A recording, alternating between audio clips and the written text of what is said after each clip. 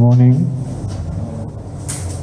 Today we want to see the book of Matthew chapter 20.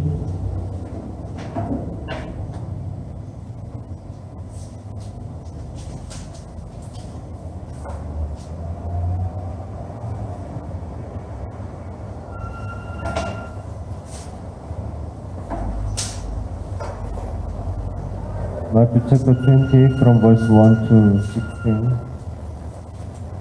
I will read.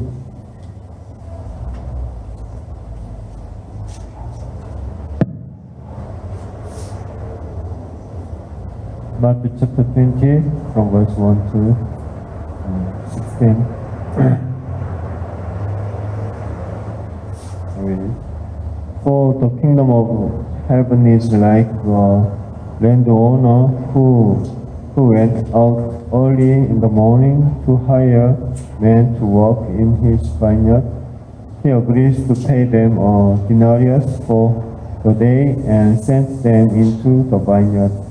About the third hour, he went out and saw others standing in the marketplace doing nothing. He told them, "You also go and work in my vineyard, and I will pay you whatever is right." So they went. He went out again about the 6th hour and the 9th hour and did the same thing. About the 11th hour he went out and found still others standing around. He asked them, "Why have you been standing here all day long doing nothing?" "Because no one has hired us," they answered. He says to them, "You also go and work in my vineyard." When evening came, the owner of the vineyard says to his foreman, "Call the workers and pay them their wages, beginning with the last ones hired and going on to the first." The workers who were hired about the 11th hour came and each received a denarius. So when those came who were hired first, they expected to receive more, but each one of them also received a denarius. When they received it, they began to grumble against the landowner. These men who were hired last worked only 1 hour, they said, "and you have made them equal to us who have borne the burden of the work and the heat of the day." But he answered one of them, "Friend, I am not being unfair to you. Didn't you agree to work for a denarius?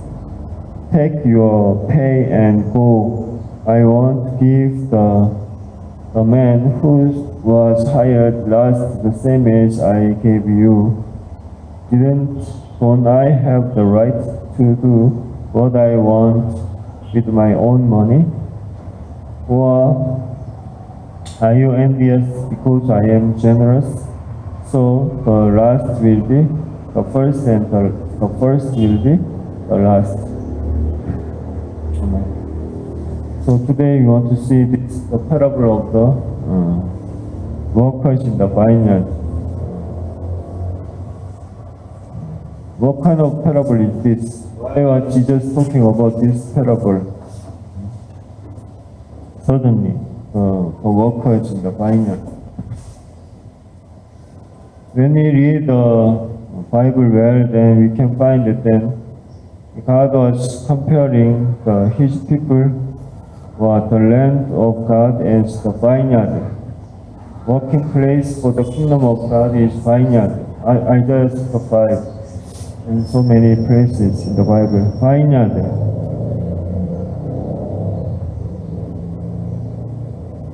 So vineyard is symbolizing the kingdom of God.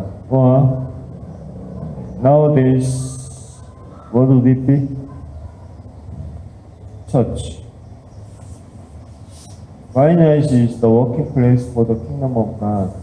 It can be the church or temple, synagogue, the working place for the kingdom of God. But then here, Jesus was talking about what could be happening in the vineyard, even in the church. What could be happening in the church? So those, Jesus was trying to talk about this.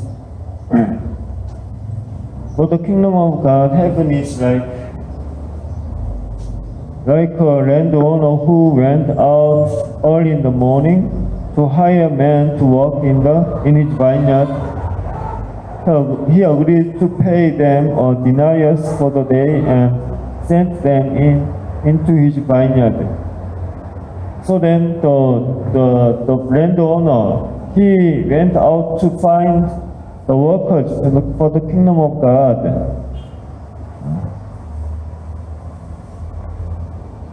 The workers for the kingdom of God, for the vineyard, in the vineyard. That's how God is calling us.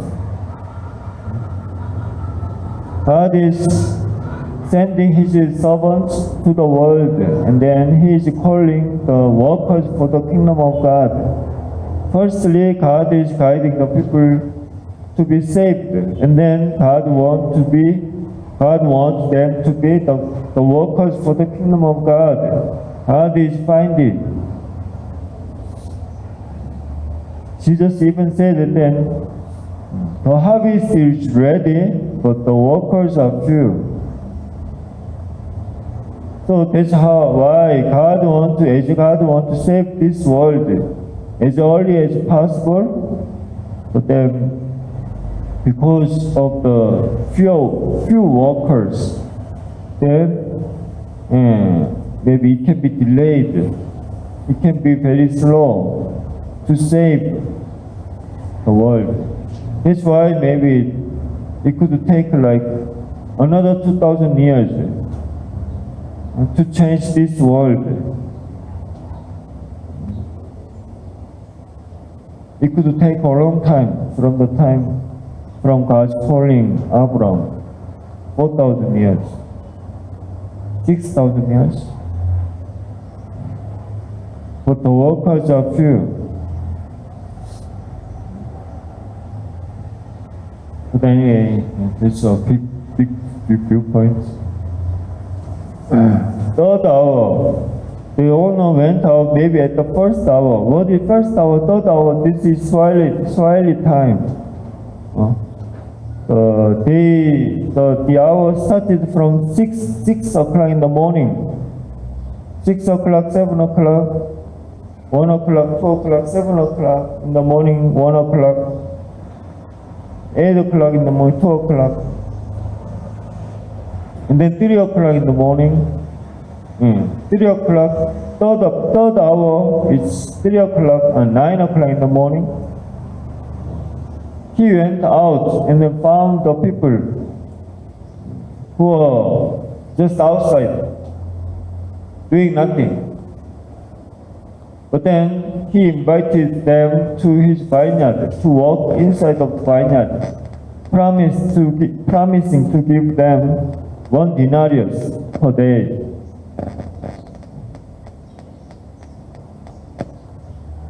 And then even at 6th hour, 9th hour, and 11th hour, even 11th hour, 5 o'clock in the afternoon, 9 o'clock in the morning, 12 o'clock and noon, 3 o'clock in the afternoon, 5 o'clock in the afternoon. He went out when he found the workers who want to work in the vineyard. Then he just let them go in to the vineyard, to his vineyard, and let them work there.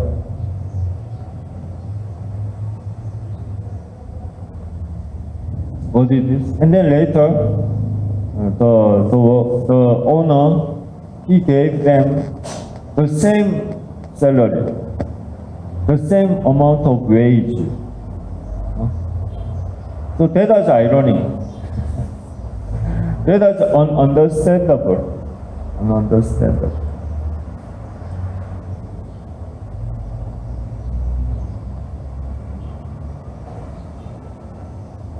Before then,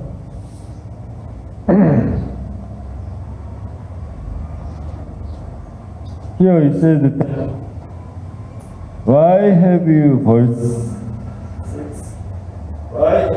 been standing here all day long, doing nothing? Huh?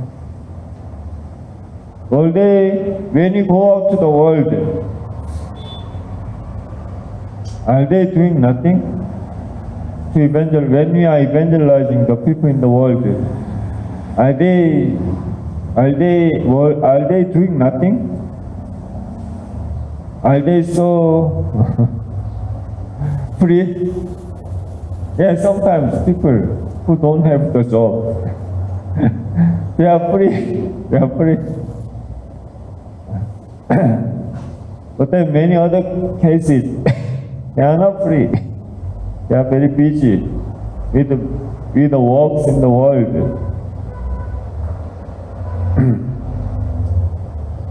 But then from the viewpoint of God, maybe they are doing nothing. They are idling.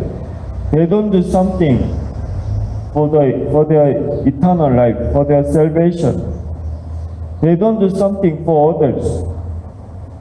But then many people are just busy to survive in the world, for the physical life only. Many people are just busy. But then from the viewpoint of God, who is spirit, they are dead. Dead bodies are working. Let the dead bury their own dead. From the viewpoint of Jesus, then the people who are only living for the physical things, then they are the dead people. Let the dead bury their own dead. From the viewpoint of God, the dead people are walking. They are not alive actually. If they don't really live with the Spirit of God, if they are not alive spiritually, then they are dead in heaven. They are not alive. And then they are just doing nothing, idling. For their salvation, for their eternal life, they are idling. They are just wasting their life, wasting their time, doing the meaningless things, repeating the meaningless things. Go to work, come home, go to work, come home. When I was working in the world, I had to go to work by 9 o'clock or 8:30. Then working for the computers and machines. Then come home. But at first maybe it was joyful because I liked those machines and those computers. But as time goes on, I was not really feeling joyful. Is it joyful? So as I could not really find the meaning through the work, can it really give me the true joy? Can it really give me the true meaning?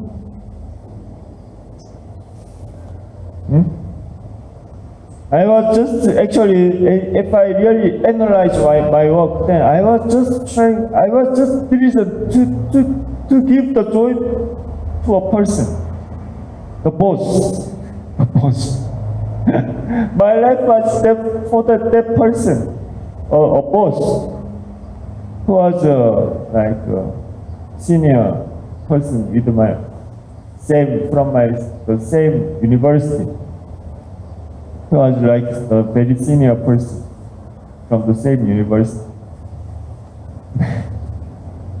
Actually, but then, as I'm working hard, actually it's not really to build my life, just to survive in the world for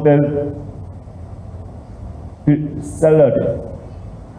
But then my life was for that a guy, for a guy, no, for a guy. So later I realized, my life is just for a guy, for a guy. So, it doesn't look too good. It doesn't look too good. But then as I started the Bible study at that time, then I realized that God is waiting for His workers, for the workers for the kingdom of God.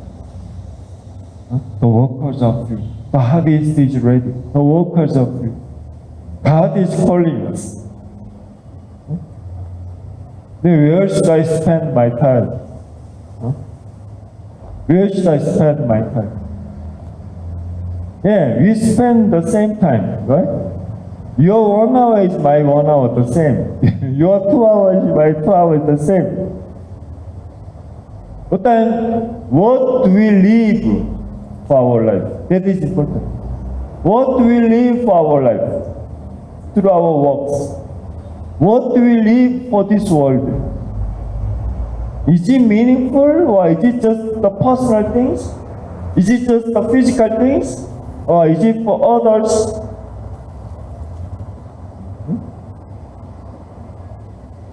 Do other people will receive the benefit through my life? Would my life will be meaningful? It's up to me, up to my life, what I'm doing today. Or my life is just trying to survive, just eating and remaining nothing. I work hard and I can eat, be and with my life, family. Then remaining with nothing.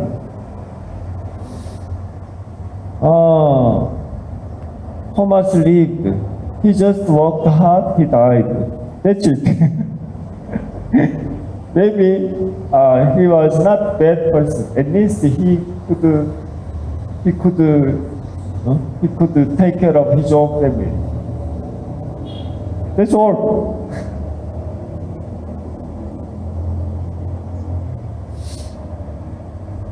But then we can say it's just to survive and selfish. It's not really for somebody. It's not really fruitful life.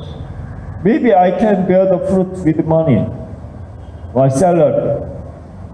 Maybe I could take care of my physical family. But not more than that. But those things are all the people they are supposed to do. Those things, even the animals they are doing. They are taking care of their own babies, the animals. Yeah, we are supposed to do. We are supposed to take care of our physical family, physical children. Mankind, by nature we should do. But some bad guys, they are not taking care of them. They are the great sinners. Even though they are the sinners, they are also regarded as the thief and sinners and bad guys and adulterers, and we are not supposed to live that life. But even though I'm trying to live well, but then my life is not really that life only focusing on the physical things. It cannot really bear the great fruit or eternal fruit, the meaningful things for this world. Just selfish, trying to survive and die. That's all.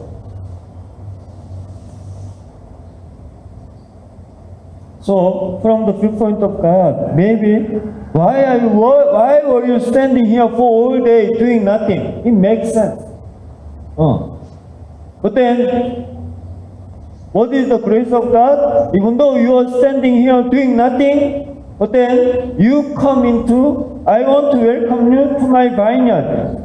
And then you can walk at my vineyard, in my vineyard. This is the grace of God. We need to know this. You are called by God, you are saved by God, and then if we can work for the kingdom of God, it is the grace of God. You are not worthy. You are not worthy. But God saved me by the sacrifice of Jesus Christ. And then we can walk in His vineyard. You are called to walk in His vineyard. This is the great grace of God. You need to know that. Who are standing, who are called at 6th hour, 12 o'clock. That is also the great grace. At 9th hour, 3 o'clock in the evening, in the afternoon. Great grace. 11th hour, much grace. The great grace. 11th hour. They were not really worthy. Maybe who was the 11th son of Jacob? Maybe Jacob, Joseph was the one who was called at 11th hour. Who was called at 11th hour.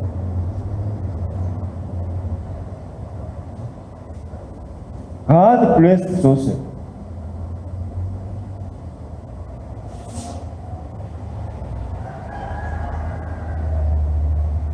But the world is supposed to be jealous and angry, and world is supposed to send him out as a slave.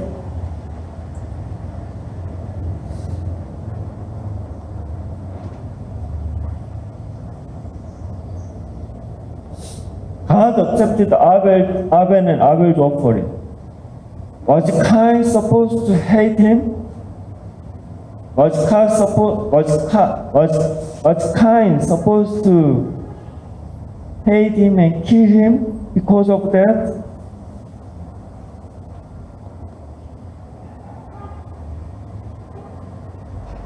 They were supposed to be joyful together. Even God accepted your offering. How grateful it is. Even though our parents are great sinners, they were really against God, but then God had mercy on you. Even God want to start mercy on our family through our last son's offering. God has mercy on us. We can be joyful. We can worship God through Abel together.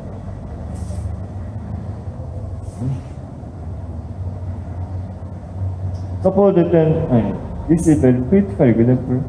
A person, maybe a thief, killed one of your sons. Would you be able to accept him? Or would you be able to suppose that the thief, he was executed in the prison? Then would you be able to, or would you accept his children as your son to take care of him? It's difficult, right? So he is a sinner, and also their father really did so great ugly things against my family, against my son, my own son. How do I deal with his children? It's very difficult. But then there is a pastor who, in my country then, who was doing that. He was taking care of the killers of his son. The children of the killer who killed his son. He took the children of the killer. It's great. The same. I know that he stole something. He really did something great, even though he didn't kill. It's very critical example. But anyway, he did something really doing wrong. Then can I really accept his children? most probably his children look to be the same, similar, like bad guys. His children can be also growing as a great thief also. Can I really accept him? Most probably, usually the children of the thieves or sinners, they look to be, they can be also the great sinners. Arrogant. As Adam and Eve was arrogant and ugly against God. Usually Cain and Abel, both of them. But then the good thing is Abel was different. Abel was different. He really lived with faith, obeying God, believing in God, worshiping God with all his heart. It's not about the kind of offering. God liked God liked the meat, but God does not like the crops. Is he talking about it? All the farmers, they are hopeless to worship God. Is he talking about it? I don't think so.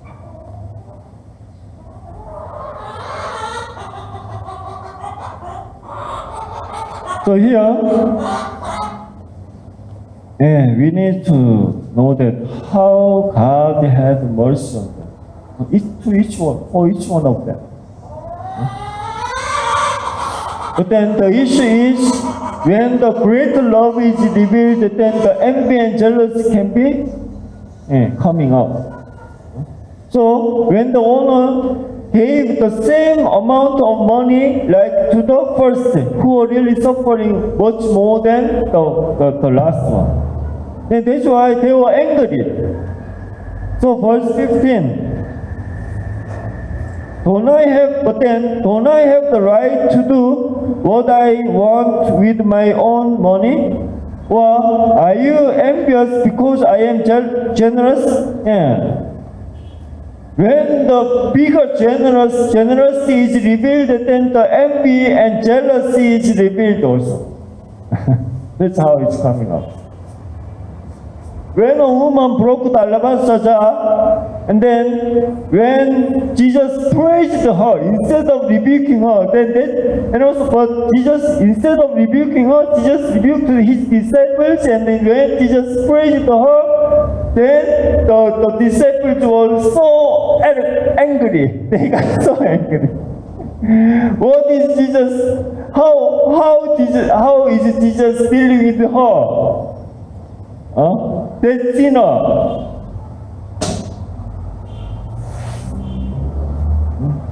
So when the love is revealed, but if we don't really look at the act of love, then if we cannot understand the act of love correctly, then even we can be misunderstanding. We can be misunderstanding. Misunderstanding. Why did the brothers of Joseph hated Joseph a lot?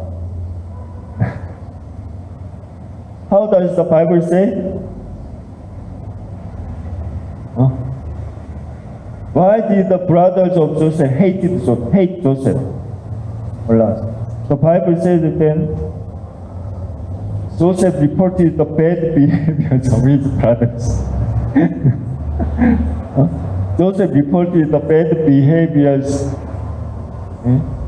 of his brothers to his father, to their father.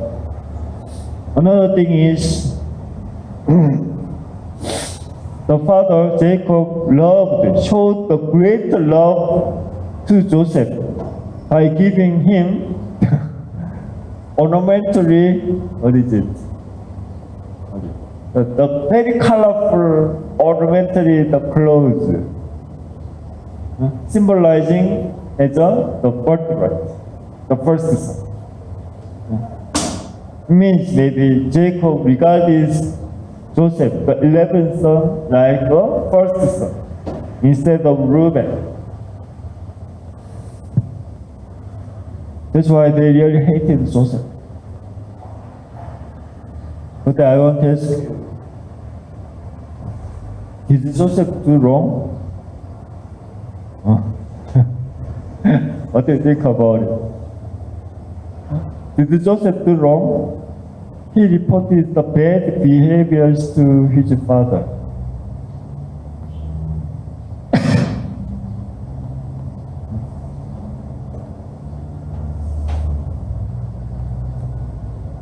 Long time ago, a pastor was saying like this.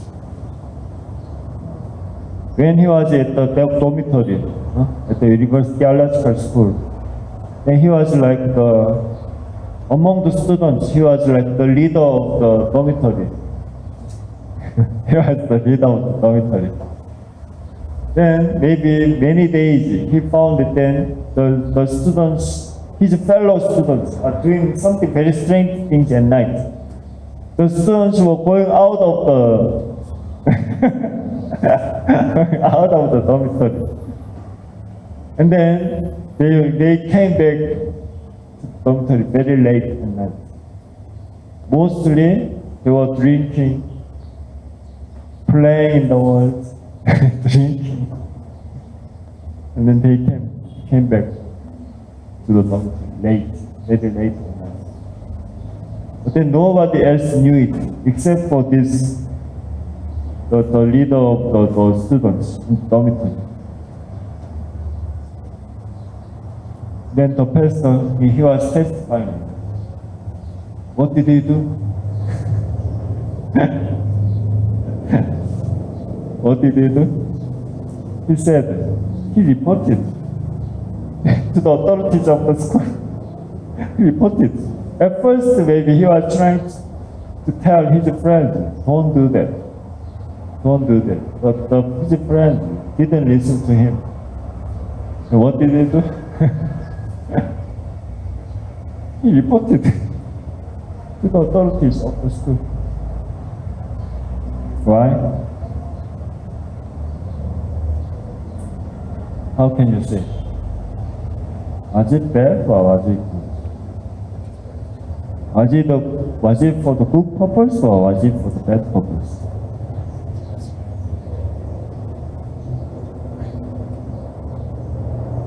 Yeah, I think so. That's for the good purpose. It was the way for him to help his friends not to go astray. More.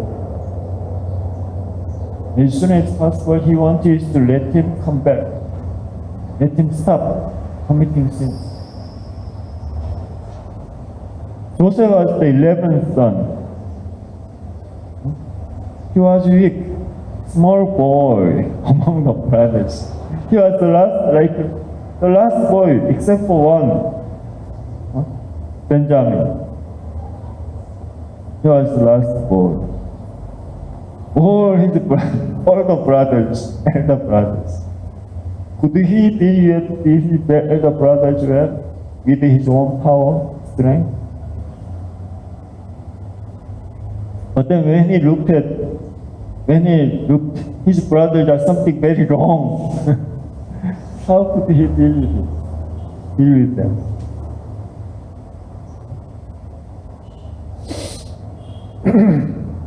Yeah, actually, Joseph loved his brothers. And Joseph wanted to protect his brothers by reporting to his father. And then later, around 20 years later, Joseph was trying to do something against his brothers, while the brothers did not recognize Joseph as his brother, as their brother. Was it Joseph's strength, or was it by Joseph's evil will? Or Joseph was trying to do something so that they can remind the sinful behaviors. Then maybe Joseph was trying to maybe check or recover the brothers' love, or check the test of the brothers' love. Are they still the same as before? As they really despise Joseph and sold Joseph, before, then would they really deal with Benjamin the same as they did before against himself?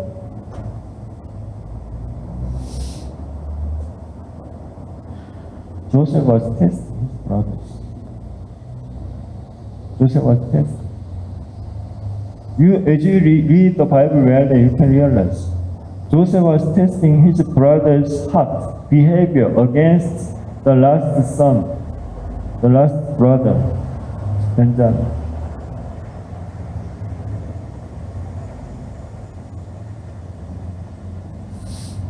Joseph, even right later after the father died, Jacob died, then the brothers they were so afraid.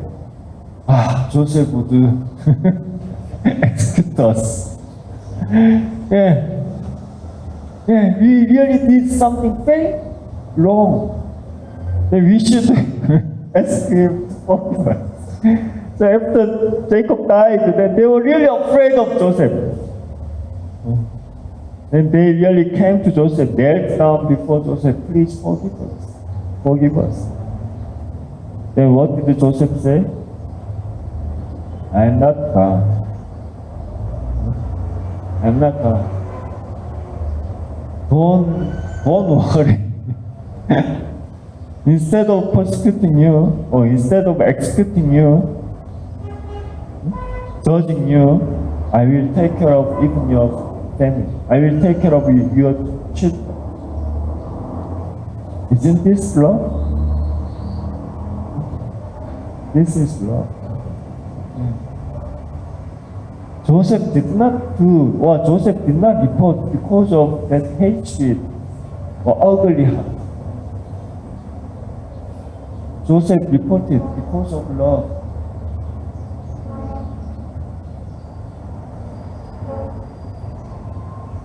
But even this Joseph, they did something very ugly. Jesus loved his people. Jesus loved his people. Jesus was trying to guide them. Even Jesus was trying to save one more person. Even the great sinners, prostitutes, tax collectors. But then people did not really understand this Jesus' heart. And then, but instead of understanding Jesus' love, but they were envy and jealous. They were envy and jealous. Then they killed Jesus.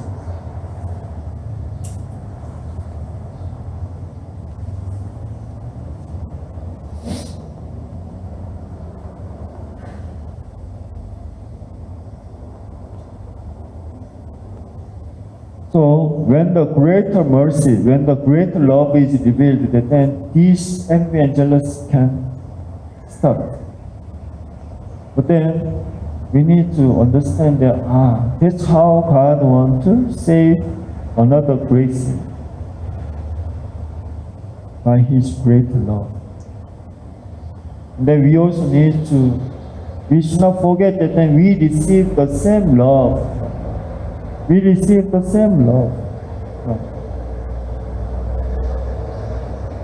So don't think that then God is unfair. And also the outer thing in this world is not the big matter. As you are serving at the church as a pastor, or as you are serving at the church as a deacon, it's not the matter. Even I heard that there's some interesting story that then a woman who was just serving at the church, only cooking.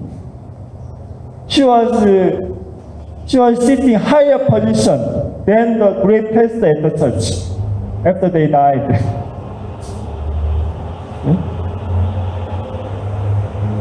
It's not about outer things. Outer things. But then God looks at the spirit. God looks at the center of our heart. So we don't need to be controlled by the outer things. We don't need to be controlled by the outer things.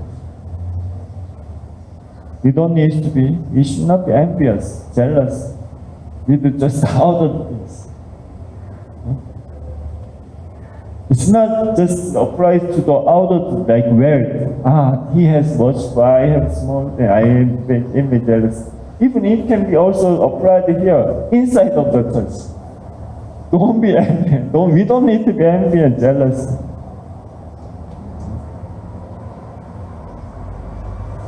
As we do something with love, then God looks at that very precious.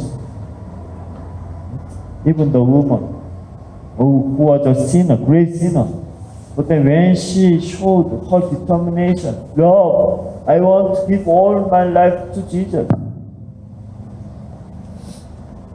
Then Jesus was really happy with that woman's love, sacrifice.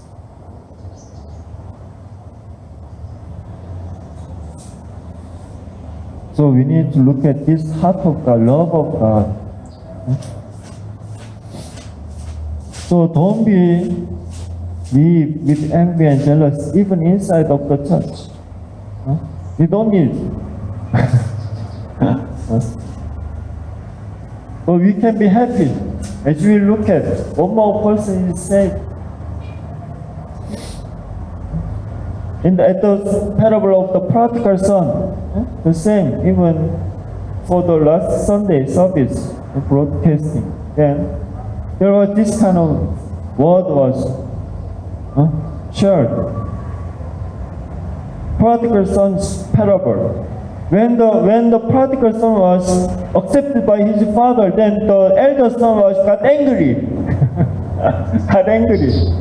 How come, Father, we accept him? He used all our money, our family money. He really used wasting all our money playing with the prostitutes and gambling in the world. How can you just accept him, Father? Think about it again. We should chase him out from our house. That's how the first son said. But then you didn't give me even to eat, enjoy with my friends. But then was it true? We are not sure. He could be enjoying. But then maybe he lived with this slave, servantship, not with the sonship. And some people are doing like this, even though some people are really working in the church. Some people are just working at the church like a slave, with a mandate, duty, with everything, with dutiful heart. But not with joy, Not as ownership. But we can do everything with love, with the joy of love.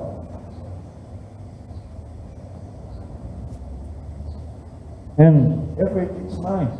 God is mine. Speaker is mine. Even this church is mine.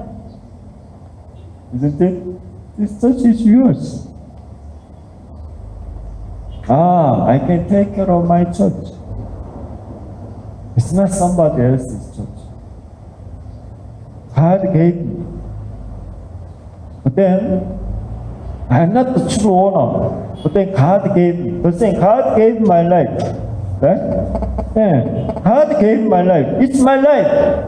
But then it cannot be completed my own life. Can I really control my life actually?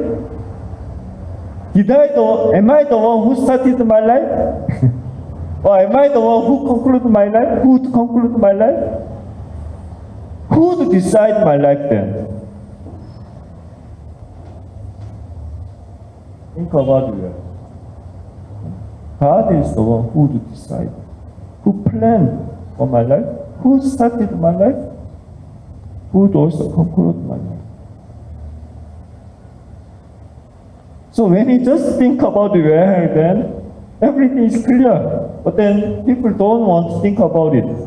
People just want to, as they just look at the physical things only, then they just think about from the physical base. Then maybe many people are just living a limited life. Or strange life, or meaningless life. You can say meaningless, not according to the true purpose.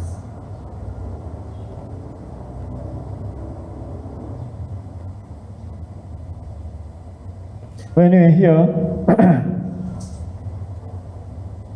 the father said, we should take it back. We should embrace it. Why? Because of this.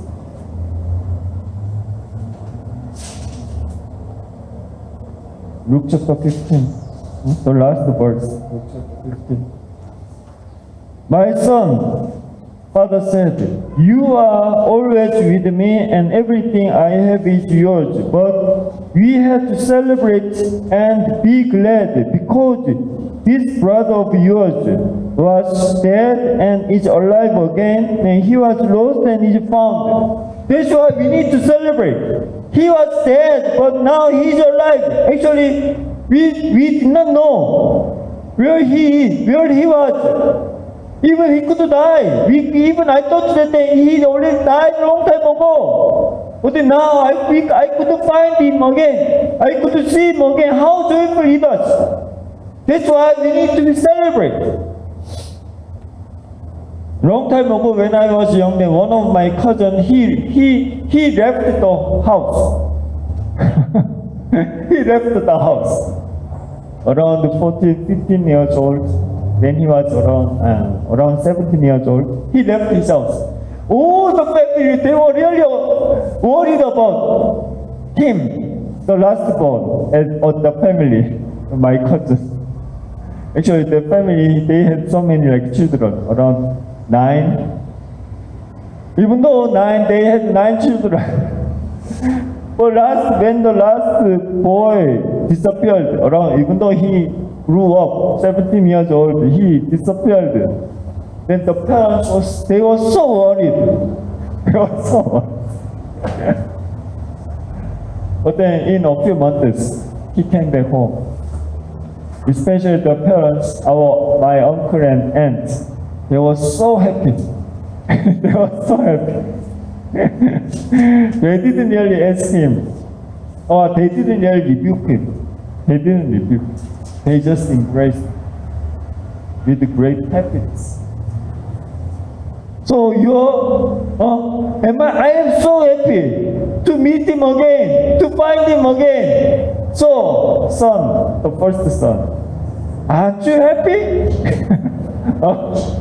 You also need to be happy, isn't it? You couldn't find your brother, lost brother, but you couldn't find him again. But then, when we are fallen, then we can say that,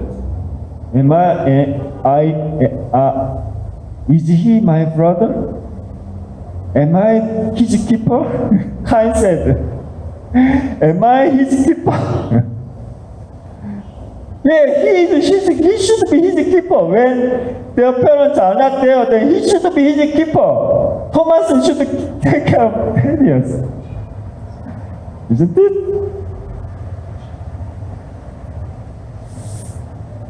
That is wrong. Family. And how come that kind of word is coming out from that kind of?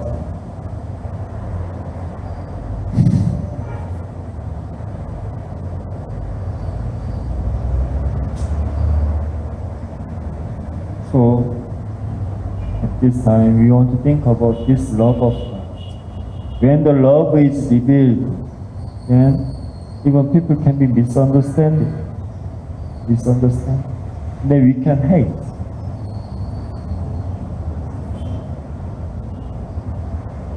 But then we really want to think about the love. What is the true love? And then we need to live before God. We don't really need to think about others, comparing with others. We need to live well by myself, according to His way. But as God loved us, as God loved me, we are supposed to love each other. So even Jesus says to Peter at the last part of John chapter 21, Peter asks Jesus, how about this man? As you told me, follow you, then I will follow you. But how about this man? John. Why are you talking about John? You do well. You do well. You don't need to really regard his life. You do well. You live well with faith. You follow me well. You don't need to regard. We need to do well.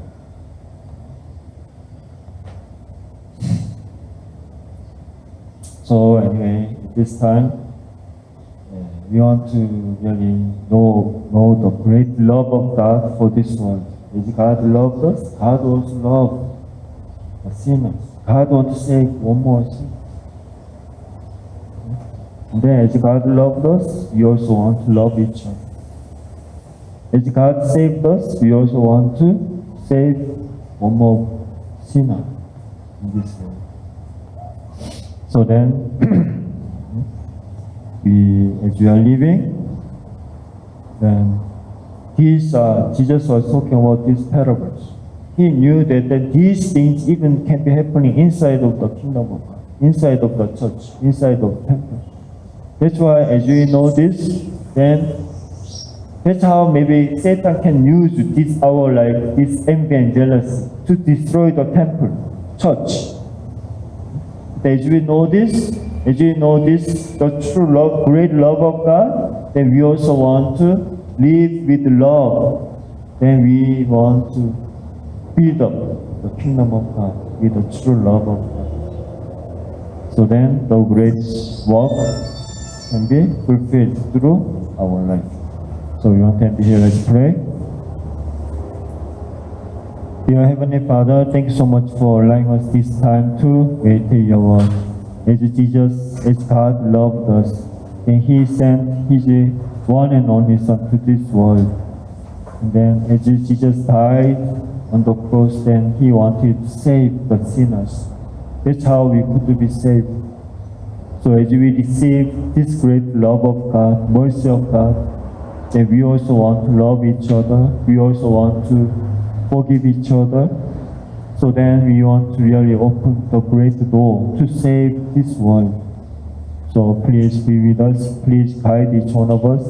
Guide the members, missionaries, continually protect us, guide us. So then through our life of faith, through our works, so then your great will can be fulfilled to save this world. So thank you for all your grace through this time. Then I pray all this in the name of Jesus Christ. Amen. Thank you very much. God bless you all.